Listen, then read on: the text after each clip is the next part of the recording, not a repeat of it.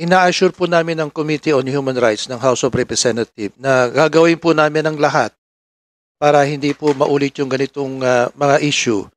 Katunayan nga po, wala na kaming drug war na tinatawag. Purely anti-illegal drug campaign lang.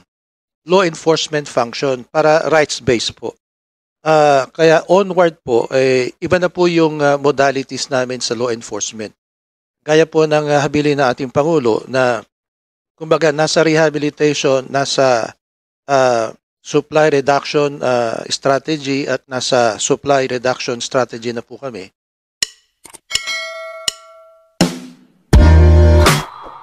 Your Honor, if I were to convince a client who does not want to file a case against the former president and something happens to that client, sino po kaya magiging responsibility niyan?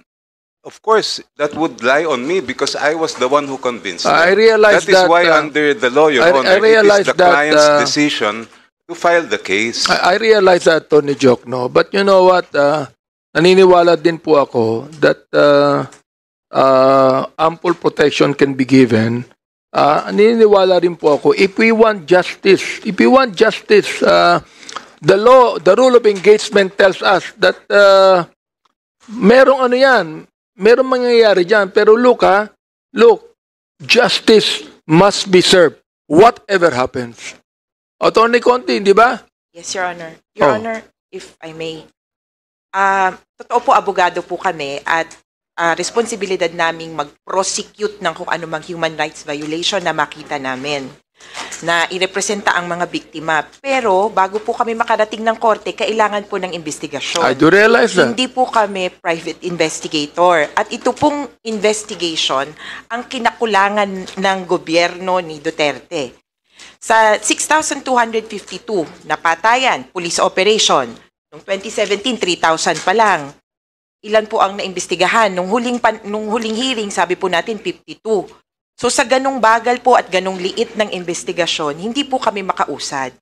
Para po sa mga biktima, napakalaking burden na for them to kaya nga, Attorney investigate the Conti, cases. kami na rito nag-iimbestiga because of the resolution And that we has thank been you for filed by that, Your- Congressman Raul, no? And the privileged speech na binigay ni Congresswoman Castro. Kaya nga, inano ng committee ito, na ito na. Kaya nga sinasabi ko sa inyo, huwag na kayong mag-rally, mag-attend na lang kayo dito, tinan natin maigi kung anong mangyayari in the future. Anyway, so much for that, no? I'd like now to recognize Attorney Bernardo on this because, look, duty rin po na NAPOLCOM to investigate NAPOLCOM to be able to file charges. I would like to find out from him. I think that he was already in NAPOLCOM during that time. So, Attorney Bernardo, can you say something about this, please? Your Honor, at this time, we can assure the committee that the National Police Commission ensures that we will do our best to prevent the recurrence of these things. Ina-assure po namin ng Committee on Human Rights ng House of Representatives na gagawin po namin ang lahat para hindi po maulit yung ganitong mga issue. Katunayan nga po, wala na kaming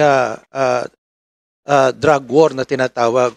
Purely anti-illegal drug campaign lang. Law enforcement function para rights-based po. Kaya onward po, iba na po yung modalities namin sa law enforcement. Gaya po ng habilin na ating Pangulo na kumbaga nasa rehabilitation, nasa supply reduction strategy at nasa supply reduction strategy na po kami. Hindi na po ito. Yung mga nangyari noong nakaraan, kinakausap na po namin ngayon yung Internal Affairs Service ng PNP kung ano yung mga estado ng mga nangyari noong nakaraan. At patuloy po namin na tinitingnan itong mga bagay na ito. Natapos na kasi po yung estado ng kanilang mga hearing, naisara na po yung lahat ng mga kaso, kaya nanatitiling close case po yung naisubmit doon. Kaya sa mga darating na araw po, yung campaign sa anti-illegal drugs po ay nakakatiyak na rights-based po ito, Your Honor. Salamat. My colleagues, no, we will entertain questions later. No? May mga question tayo kay Attorney Bernardo. But I would like to recognize Deputy Director Osedius Hustuyap on this. No? Because palagay ko, ikaw ang Deputy Director ng Operation. So I think that you're very much involved in this also. Only this administration, Mr. Chair. Only in this administration. Yes, Mr. Chair. I was the Assistant Director for Information and Communications Technology Service during the previous administration for the whole 6 years. Okay. I was not involved in the investigation of this case. So you were saying only in this administration. What if Attorney Conte comes to you and file some and ask for you to investigate the war on drugs? We will, as a matter of fact, we are pursuing investigations. In particular, in the 52 non-laban cases, we have an ongoing investigation because some cases are still open, Mr. Chair. Mr. Chair, if I may ask NBI, since you recognize the NBI Deputy Director. Well, can we ask other resource speakers to And speak also after that, the PIDEA. Huh? Both PIDEA and NBI. Yeah, I'm going to ask them also. Sige, go ahead. Why don't we call on them? Let me recognize retired ka na pala, Police General Sinas, no? Retired ka na, no? Alam mo, naaalala kita Yes, sir. dahil 2 beses ko na pinanood yung mabasapan noon. Di ba? Ayun, Yes, sir. human rights violation din yun. So I'd like you to say something about this. Being there during that time, there was war on drugs. Di ba? Okay. Please, you may make your statement. Thank you very much, Your Honor. Good afternoon to all members of this committee. As of now, I have no opening statement, but I am very willing to answer any questions and inquiries from any members of this honorable committee. Thank you for inviting me as one of the resource person in this committee hearing. Thank you at mabuhay. Okay, maraming salamat po. Now we're going to ask Major General Napoleon Coronel. Andiyan ba siya? Andiyan ba siya? All right. You were also at that time the former director of the CIDG. Di ba? At alam niyo pong ibig sabihin nung war on drugs na yan. So I would like to ask from you, what did you do during your time? Yes, sir. Mr. Chair, at the time that I was designated as the director of CIDG sometime in 2018 to 2021, I had received instructions from the then Chief PNP. Did you take your oath? No, sir, I have not yet. Not yet. Will you please stand up and take it oath, please?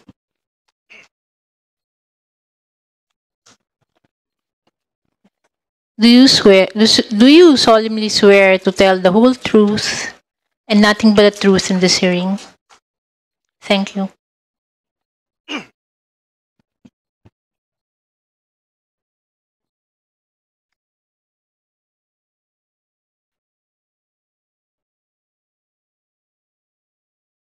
Yes, sir. Go ahead. Yes, sir. Thank you, Mr. Chair.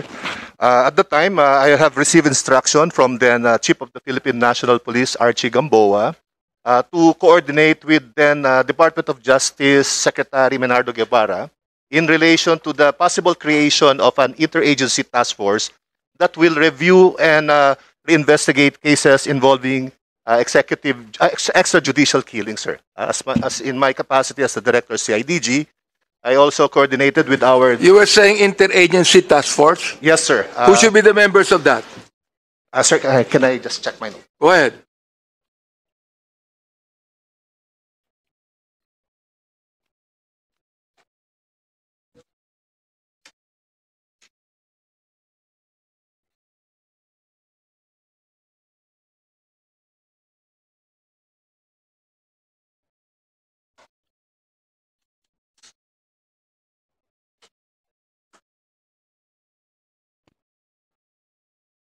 Yes, sir. The interagency task force shall be coming from the different agencies of government, particularly from the DOJ, the DILG, the PNP, PIDEA, and NBI, Your Honor. No, sir. This is the proposed creation of a task force made by the Department of Justice at the time, sir. So it was created. I understand that no authority or approval was granted for its activation, sir. That's why we're waiting for instructions for that committee to meet and proceed with the mandated tasks as provided, Your Honor. Do you have anything else to say? Well, other than that, sir, I'm here in my capacity as an invited resource person. I shall extend full support and cooperation to the Committee on Human Rights. Okay, let me recognize now former PDEA Director General Aaron Aquino during that time, no, to make his own statement. Sir, I don't have any prepared statement right now, but I will be happy to answer questions. Okay. Can I ask? So I think now we could be able to go on with the interpellation. So let me now recognize Congressman Fernandez for this. Congressman Raul Manuel muna. Yes, Mr. Okay, Chair, go ahead. avail ko na yung privilege bilang bahagi ng minority and also bilang author ng House Resolution number 14. Mr. Chair, balikan ko lang yung document kasi ang sinasite na document kanina pa, yung accomplishment report ng 2017, yun po ay publicly available document. Kaya, Mr. Chair, nilabas yun ng PCOO dati, which is ngayon PCO. Kaya ako kung yung intention naman ng committee ay magkaroon ng copy nun para lang ma-confirm, di ba, ang report na iyon, we request pwedeng kunin yun sa PCO. No? We get a copy of that from the Philippine Communications Office kasi for sure naman as an institution, tinatago nila lahat ng mga nire-release nila ng mga documents. Pangalawa, Mr. Chair, ang mga reference documents galing dun sa mga ahensya like ang sinasabi nilang sources Congressman nila. Manuel, can you make a motion for us to invite the PCO here in the next hearing? Okay, Mr. Chair. Turning what I said into a motion, no, we move that we invite PCO here. Tapos dapat, Mr. Chair, dala nila ang copy ng report na yon na nasa-cite natin dito sa committee. There is a motion. Hearing no objection. Motion is approved. Kasunod nun, Mr. Chair, gusto natin na syempre along with that, edi yung mga references. Kasi bahagi ng na-cite sa report na iyon ay agencies including the PIDEA, PNP, NBI, and Bureau of Customs.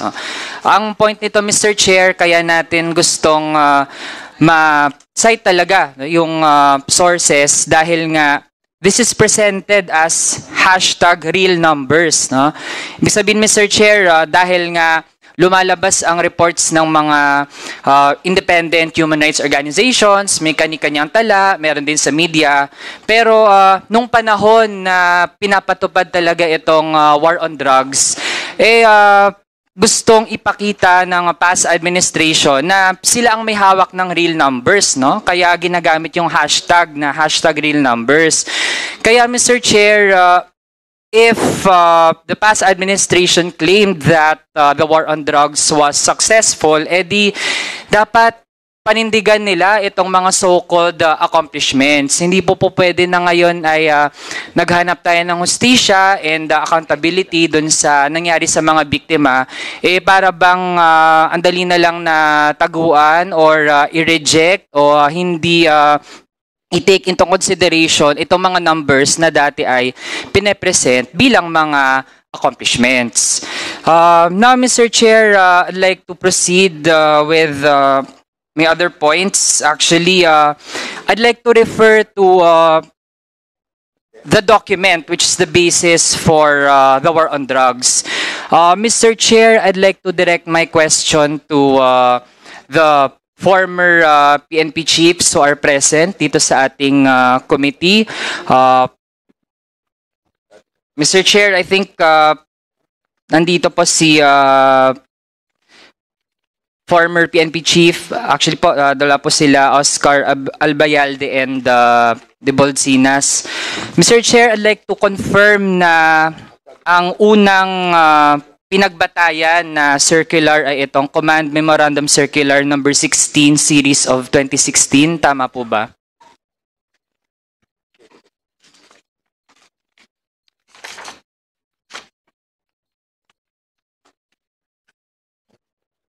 Yes, Mr. Chairman, I have a copy of the Command Memorandum Circular number 16-2016. Okay. It's my personal copy.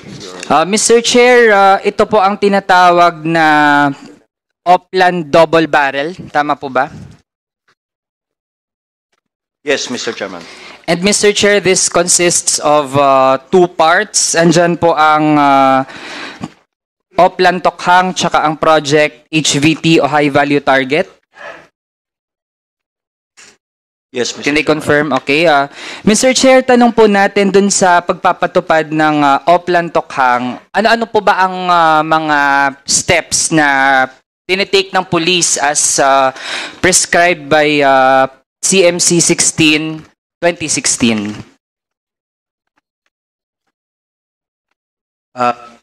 Mr. Chairman, as stipulated in the Memorandum Circular, meron pong mga stages yan. Doon sa Oplan Tokhang, it's very clear there. It's written that the first stage is the collection and validation of information stage, and then the coordination stage, house-to-house visitations, processing and documentation, and then the monitoring and evaluation. Okay, Mr. Chair, doon sa collection and validation, kasi based doon sa CMC 16, 2016, nabanggit po dito, the collection, and I quote, Mr. Chair, the collection and validation of information shall be conducted on the first week of the first month of the President's term. So, Mr. Chair, ibig sabihin sa ganon, 7 araw lamang mula nang naupo, ay gagawin itong collection and validation. So, Mr. Chair, I would like to know, paano nag-collect ng information ang PNP noong mga panahong iyon? Well, ang collection and validation information stage, Mr. Chairman, is not done in 1 week's time. This is a continuous process. Hindi po ito ginagawa in 1 week's time and then yung 1 week, then yung mga nag-surrender, which I recall, resulted to more than 1 million, hindi mo po makonsolidate in 1 week yon. So the consolidation information gathering was done on the first week, but it is on a continuous process. Dire-diretso po ito, hindi isang linggo lang, and then tapos kinuha yung mga pangalan, and then ito na yung mga nirehab. Remember ito pong Tokhang na to, those are the ones who voluntarily surrendered for rehabilitation, which kung hindi po ako magkamali, resulted to more than 1 million ito, Mr. Chairman. Okay, Mr. Chair, ano-anong mga impormasyon ang kinolekta mula doon sa mga suspected na mga drug users and pushers? Maliban po doon sa sinasabi nila knock and plead, meron pong mga coming from the BADACs or the Barangay Anti-Illegal Drugs Councils, no? And of course, and some intelligence information coming from different sources. Marami po kasi pwede maging source yan, Mr. Chairman. Kaya kinoconsolidate po yan. Mr. Chair, paano po nag-verify ng mga impormasyon na nakukuha? Kasi at first, no, nabanggit po, umabot sa milyon ang mga suspected drug pushers and users. So mula dun sa ganun karami, paano vine-verify para masala kung sino talaga ang mga dapat na puntahan ng ating police? Groundworks po yan, Mr. Chairman, coming from the different police stations going up. No, I don't know specifically kung how they do it specifically also, pero there are several ways on how to consolidate and gather information, as I've said earlier. So sila po ang kumukuha dyan, and then kinoconsolidate po yan, and then they conduct the rehabilitation. Mr. Chair, dun sa phase ng house-to-house visitation stage, ano ang general na experience ng ating mga pulis? Kapag pupunta sila sa bahay, ano ang kanilang ginagawa kapag napuntahan na nila ang bahay ng suspected drug pusher or drug user? Mr. Chairman, I have no actual and personal knowledge on how they do it as a commander dahil ako po ay naging regional director and the Chief Philippine National Police. But on the process, kanya-kanya po silang style dyan.